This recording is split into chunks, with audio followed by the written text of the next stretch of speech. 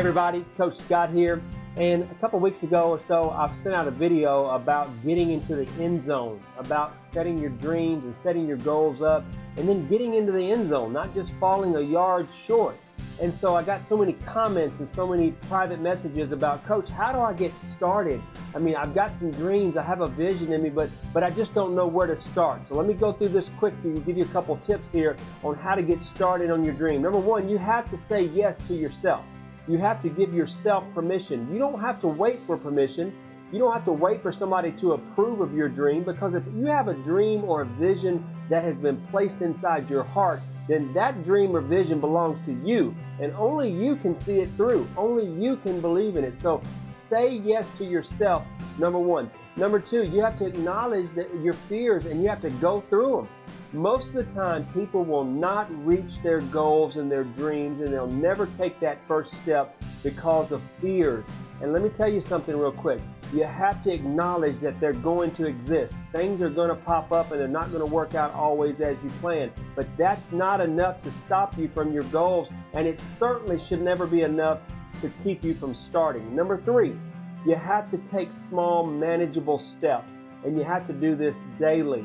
You've got to break it up into pieces, and even if you're just inching forward, do something each and every day to move you closer to your goals and to your dreams.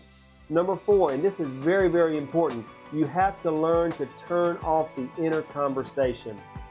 You've got to stand up inside yourself, and you can't fall victim to that inner conversation that says you shouldn't do it. This is not safe. This is not the safe route. Let's just make sure we take. You have to shut that up. You've got to stand up inside yourself and say, yes, you do have what it takes. Yes, you are capable. Yes, this is my dream. This is my vision. And I'm going to turn that inner conversation into instead of a negative, into a positive. Number five, this is probably very, very important for some of you, because again, it's easier to do the first four once you know the fifth one, and that is you got to know where you're going. You have to know what you want. You have to understand, and you have to see your dream before it happens. The scripture says, have the faith to call forth the things that don't exist as if they were. So you have to see it before you can believe it, and then once you see it in your mind's eye, your body and your actions can dictate the belief. Number six, you're going to have to work through some pain.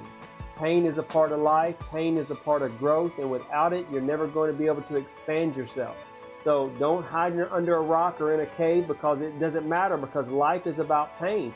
Pain is going to find you. So if it's going to be painful, you might as well get something out of it.